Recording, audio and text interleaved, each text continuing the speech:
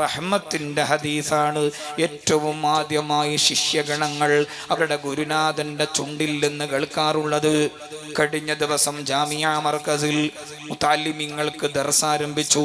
എല്ലാ വർഷവും ഷവ്വാലിന്റെ ആരംഭ ദിനരാത്രങ്ങളിൽ ദർസ് ആരംഭിക്കുമ്പോൾ ശൈഖുന സുൽത്താനുൽ ഉലമ ഉസ്താദ് അവറുകൾ സ്വഹീഹുൽ ബുഖാരി മുന്നിലുണ്ടെങ്കിലും ഏറ്റവും ആദ്യമായി പറഞ്ഞു കൊടുക്കുന്ന ഹദീസ് യർറഹിമൂന യർഹമുഹുമുർ റഹ്മാനു തബാറക വതആല യർഹമു മൻ ഫിൽ അർളി യർഹമുകും മൻ ഫിസ് സമാ. ഈ ഹദീസാണ് കാരുണ്യത്തിന് പ്രചോദനം നൽകുന്ന ഹദീസ്. ഉസ്താദിന ഹദീസ് പറഞ്ഞു കൊടുത്തത് അറഫ മണ്ണിൽ നിന്നുകൊണ്ട് അബുൽ ഫൈളി യാസീൻ ഫാദാനി റളിയല്ലാഹു അൻഹുവാണ്. അവർക്ക് ആ ഹദീസ് പറഞ്ഞു കൊടുത്തത് അബ്ദുൽ ഖാദിർ ത്വറാബുലസി റളിയല്ലാഹു അൻഹുവാണ്.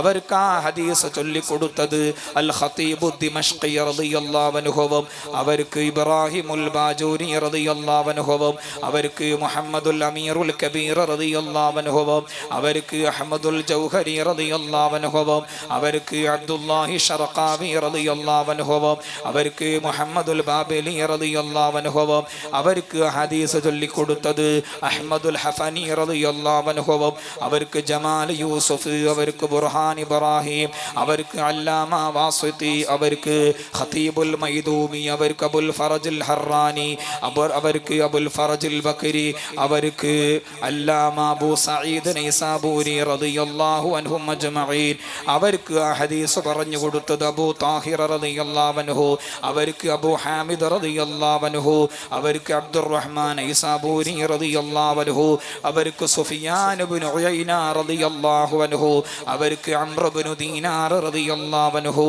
അവർക്ക് അബൂ ഖാബൂസ് റളിയല്ലാഹു അൻഹു, അവർക്ക് ഹദീസ് ചൊല്ലിക്കൊടുത്തത് സ്വഹാബി വര്യനായ അബ്ദുല്ലാഹി ഇബ്നു അംർ ഇബ്നുൽ ആസ്. അവര് പറയുന്നു സമിഅതു റസൂലല്ലാഹി സ്വല്ലല്ലാഹു അലൈഹി വസല്ലം യഖൂൽ, നബി സ്വല്ലല്ലാഹു അലൈഹി വസല്ലമ തങ്ങൾ പറയുന്നത് ഞാൻ കേട്ടു, അർറഹിമൂന യർഹമുഹുമുർ റഹ്മാനു തബാറക വതആല യർഹമു മൻ ഫിൽ അർളി യർഹമുകും മൻ ഫിസ് സമാ. നിങ്ങൾ നല്ല കാരുണ്യ പ്രവർത്തകരാവണം, സാന്ത്വന പ്രവർത്തകരാവണം. അള്ളാഹുവിൻ്റെ ഭാഗത്തിൽ നിന്ന് വലിയ കാരുണ്യമുണ്ടാകും. നമ്മൾ കൈകാര്യം ചെയ്യുന്ന ഹദീസുകളെല്ലാം ഈ രൂപത്തിൽ നബി സല്ലല്ലാഹു അലൈഹി വസല്ലമ തങ്ങളിലേക്ക് എത്തി നിൽക്കുന്ന പരമ്പരകളാൽ നിബദ്ധമാണ്. അതുകൊണ്ട് പൂർവികരോടുള്ള നമ്മുടെ കടപ്പാട് ചെറുതല്ല. അവിടെന്നും ഇവിടെന്നും കണ്ടതും കിട്ടിയതുമായ വരികളല്ല പറയുന്നത്. ഓരോ റാവിമാരും പരമശുദ്ധരാണ്, ഓരോ റാവിമാരും പവിത്രമായ ജീവിതം നയിച്ച ആളുകളാണ്. ഏതായിരുന്നാലും കാരുണ്യത്തിൻ്റെ ഹദീസാണ് എല്ലാവരും ആദ്യമായി അവരുടെ മെഹബൂബിങ്ങൾക്ക് പറഞ്ഞു കൊടുക്കാറുള്ളത്. അതുകൊണ്ട് കാരുണ്യത്തിൻ്റെ ജീവിതമാണ് വളരാനും ആത്മീയമായി ഉയരാനുമുള്ള നാലാമത്തെ പ്രമേയം. ഭൗതികമായി ചിന്തിക്കുന്ന ആളുകൾ തന്നെ, ഇതര മതസ്ഥരായ ആളുകൾ തന്നെ ഇസ്ലാമിൻ്റെ സൗന്ദര്യവും ലാളിത്യവും മനസ്സിലാക്കുന്നത് എൻ്റെയോ നിങ്ങളുടെയോ ഇബാദത്തുകളോ അല്ലെങ്കിൽ സുഹൃതങ്ങളോ കണ്ടിട്ടാണോ? അല്ല. പൂർവികരായ മഹാരഥന്മാരുടെ കാരുണ്യ പ്രവർത്തനങ്ങളാണ് മിക്കവാറും ഭൗതികന്മാർക്ക് ഇസ്ലാമിൻ്റെ സൗന്ദര്യവും ലാളിത്യവും മനസ്സിലാക്കാനുള്ള വലിയ പ്രചോദനം. ഈയടുത്ത് ജസ്റ്റിസ് മാർക്കണ്ഡയ കടജു, അദ്ദേഹം പ്രസ് കൗൺസിൽ ഓഫ് ഇന്ത്യയുടെ അധ്യക്ഷനാണ്. അദ്ദേഹം സുപ്രീം കോടതിൻ്റെ അഭിഭാഷകനായി നേരത്തെ പ്രവർത്തിച്ചിരുന്നു. ആള് യുക്തിവാദിയാണെങ്കിലും നിരീശ്വരവാദിയാണെങ്കിലും ഭൗതികവാദിയാണെങ്കിലും ഒരുപാട് ഗ്രന്ഥങ്ങൾ സമർപ്പിച്ച ഗ്രന്ഥകർത്താവാണെങ്കിലും ഇത്തരം സദസ്സുകളെല്ലാം നന്നായി നിരീക്ഷിക്കുന്ന മനുഷ്യനാണ്. അദ്ദേഹം ഔലിയാക്കൾ അനുസ്മരിക്കുന്ന സദസ്സുകളെല്ലാം നിരീക്ഷിച്ച് ജസ്റ്റിസ് മാർക്കണ്ഡയ കടജു എന്ന യുക്തിവാദി ഭൗതികവാദി അദ്ദേഹത്തിൻ്റെ ഫേസ്ബുക്ക് പ്ലാറ്റ്ഫോമിൽ കുറിച്ചിട്ട വരികൾ എന്താണ്? രണ്ടു തരം ഇസ്ലാമുണ്ട്. ഒരു ഇസ്ലാമു ഭീകരമാണ്, തീവ്രമാണ്, വർഗീയമാണ്, മരവിച്ചതാണ്, ആദരവില്ല, ബഹുമാനമില്ല, ദയാദാക്ഷിണ്യമില്ല, കാരുണ്യമില്ല, മാനവികതയില്ല, മനുഷ്യത്വമില്ല. അത് വഹാബിയുടെ ഇസ്ലാമാണ്. രണ്ടാമതൊരു ഇസ്ലാമുണ്ട്, അത് ലളിതമാണ്, മനോഹരമാണ്, അതിൽ ആദരവുണ്ട്, ബഹുമാനമുണ്ട്, ദയാദാക്ഷിണ്യമുണ്ട്, മാനവികതയുടെ മനുഷ്യത്വത്തിൻ്റെ സുഗന്ധമുണ്ട്. അത് ഔലിയാഇൻ്റെ ഇസ്ലാമാണ്. ഈ രാജ്യത്തിൻ്റെ ഐക്യവും അഖണ്ഡതയും നിലനിർത്താൻ ആ ഔലിയാഇൻ്റെ ജീവിതമാണ് പറഞ്ഞുകൊണ്ടേയിരിക്കേണ്ടത് എന്ന് ഇതെൻ്റെ വരികളല്ല. ഭൗതികമായി ചിന്തിക്കുന്ന ഒരു മനുഷ്യൻ ഔലിയാഇൻ്റെ ജീവിതം പഠിച്ചിട്ട് തന്നെ തൻ്റെ പൊതു പ്ലാറ്റ്ഫോമിൽ കുറിച്ചിട്ട വരികളാണിത്. അല്ലാഹു സുബ്ഹാനഹു വ തആല കാരുണ്യ പ്രവർത്തനങ്ങളുമായി മുന്നിട്ടിറങ്ങാൻ തൗഫീഖ് തരട്ടെ. ഇന്ന് കാരുണ്യം പറ്റിയ കാലമാണ്. ഇപ്പോൾ തന്നെ കോഴിക്കോട് ജില്ലയിലെ മൂഴിക്കൽ എന്ന് പറയുന്ന സ്ഥലത്താണ് ഇന്നലെ സുബഹിന്റെ സമയത്ത് ഒരു 16-കാരിയെ 20-കാരൻ കൊലപ്പെടുത്തിയത്. ഒരുപാട് നിഗൂഢതകൾ നിറഞ്ഞു നിൽക്കുന്ന കൊലപാതകങ്ങളാണത്.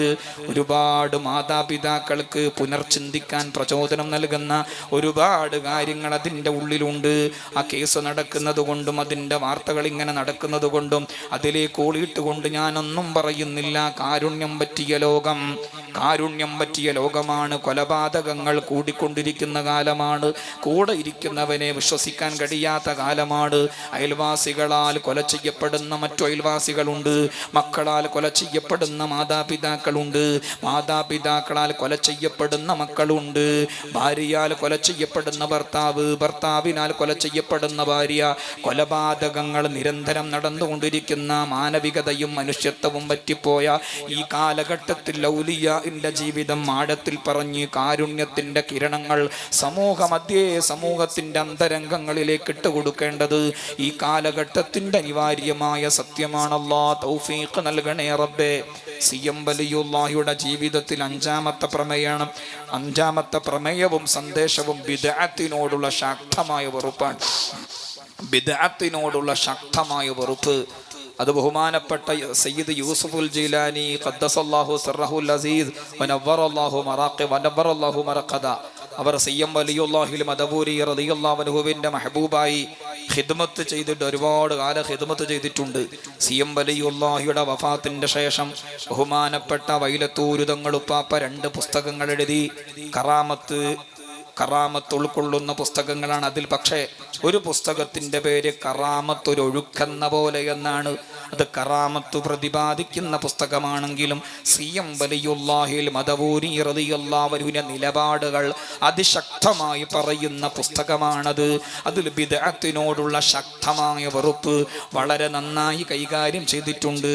അഹ്ലുസുന്നത്തി വൽ ജമാഅക്ക് ഒരിക്കലും ബിദ്അത്തിനോട് ലാഘവത്തോടുകൂടെ കൈകാര്യം ചെയ്യാൻ സമീപിക്കാൻ കഴിയില്ല.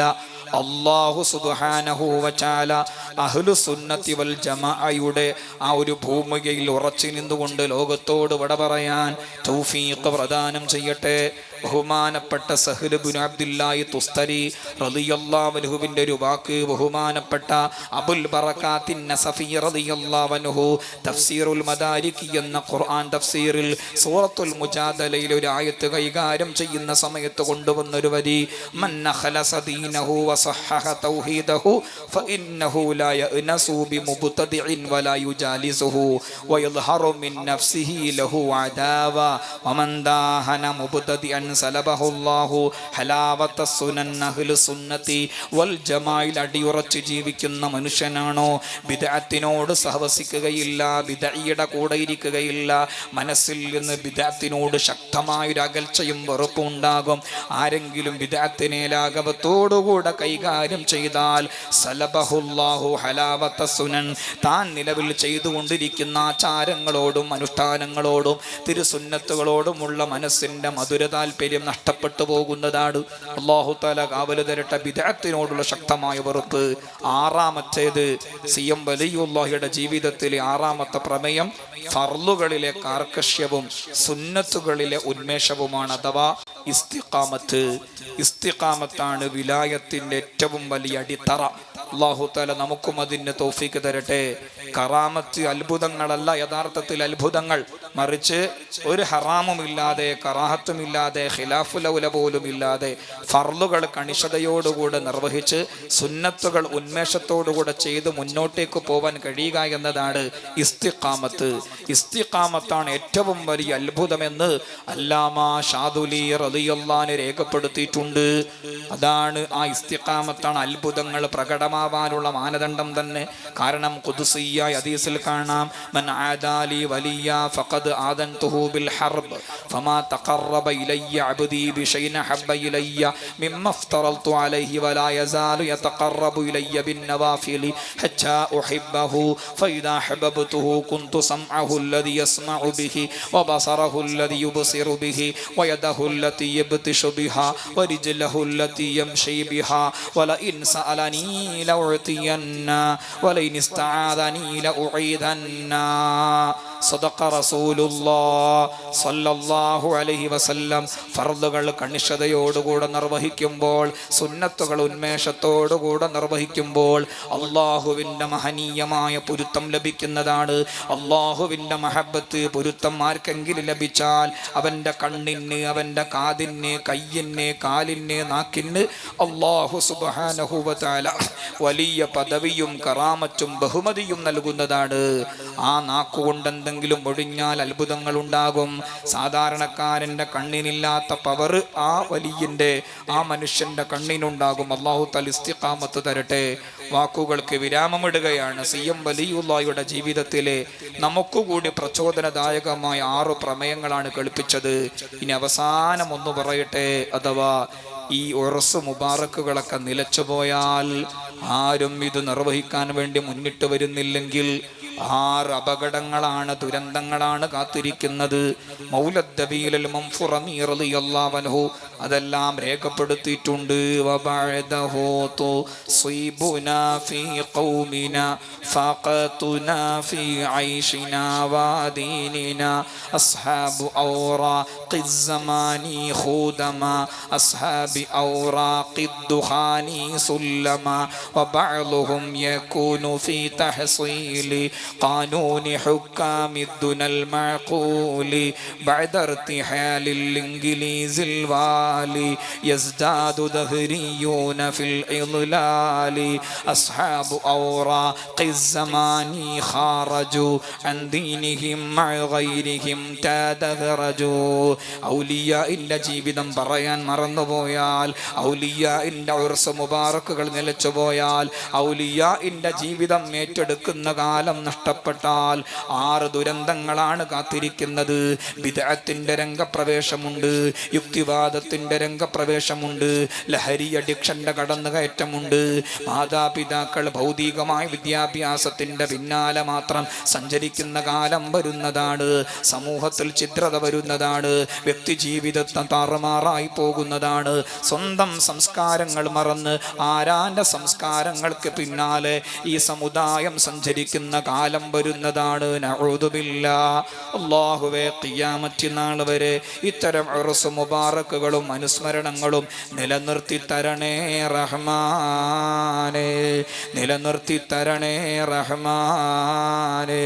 ഇതിൻ്റെ പരിപൂർണമായ പൊരുത്തം നൽകണേ അല്ലാഹ്, ഇതിൻ്റെ പരിപൂർണമായ പൊരുത്തം നൽകണേ റബ്ബേ. ഔലിയാഇന്റെ ജീവിതം നയിക്കാൻ തൗഫീഖ് നൽകണേ അല്ലാഹ്. ഔലിയാഇന്റെ ജീവിതം നമ്മൾ ഏറ്റെടുത്താൽ നമ്മുടെ ജീവിതത്തിൽ ടെൻഷനില്ല, നമ്മുടെ ജീവിതത്തിൽ പരിഭ്രാന്തിയില്ല, നമ്മുടെ ജീവിതത്തിൽ ബേജാറില്ല. കാരണം അല്ലാഹുവിൻ്റെ ഔലിയാക്കളെ സംബന്ധിച്ച് പരിശുദ്ധമായ ഖുർആനിൽ പറഞ്ഞത് ലാ ഖൗഫുൻ അലൈഹിം വലാ ഹും യഹ്സനൂൻ. പരിശുദ്ധമായ ഖുർആൻ ആരംഭം മുതൽ കൊടുക്കം വരെ പാരായണം ചെയ്താൽ 14 സ്ഥലങ്ങളിൽ ലാ ഖൗഫുൻ അലൈഹിം വലാ ഹും യഹ്സനൂൻ. ആ പ്രയോഗം കാണാം. അവർക്ക് ബേജാറില്ല, അവർക്ക് പരിഭവങ്ങളില്ല, അവർക്ക് ടെൻഷനില്ല, അവർക്ക് പരിഭ്രാന്തിയില്ല. അതിൽ സൂറത്ത് യൂനുസിൽ കാണാം അലാ ഇന്ന ഔലിയ അല്ലാഹി ലാ ഖൗഫുൻ അലൈഹിം വലാ ഹും യഹ്സനൂൻ. അറിയണം, അല്ലാഹുവിൻ്റെ ഔലിയാക്കൾ ബേജാറില്ലാത്തവരാണ്, ടെൻഷനില്ലാത്തവരാണ്, പരിഭ്രാന്തിയില്ലാത്തവരാണ്, ടെൻഷനില്ലാത്തവരാണ്. നിസാരമായ കാരണങ്ങൾക്ക് വേണ്ടി ടെൻഷൻ അടിക്കുന്ന കാലമാണിത്. പരീക്ഷയിൽ മാർക്ക് കുറഞ്ഞാൽ ടെൻഷനാണ്, ഒരു വിഷയത്തിൽ പരാജയപ്പെട്ടാൽ ടെൻഷനാണ്, കാമുകന്മാർക്കിടയിൽ പിണക്കം വന്നാൽ ടെൻഷനാണ്, കച്ചവടത്തിൽ ലാഭം കുറഞ്ഞു പോയാൽ ടെൻഷനാണ്, ആരാൻ്റെ വീടിനപേക്ഷിച്ച് തൻ്റെ വീട്ടിൽ സൗകര്യം കുറഞ്ഞാൽ ടെൻഷനാണ്. നിസാരമായ കാരണങ്ങൾക്ക് വേണ്ടിയാണ് ടെൻഷൻ അടിക്കുന്നത്.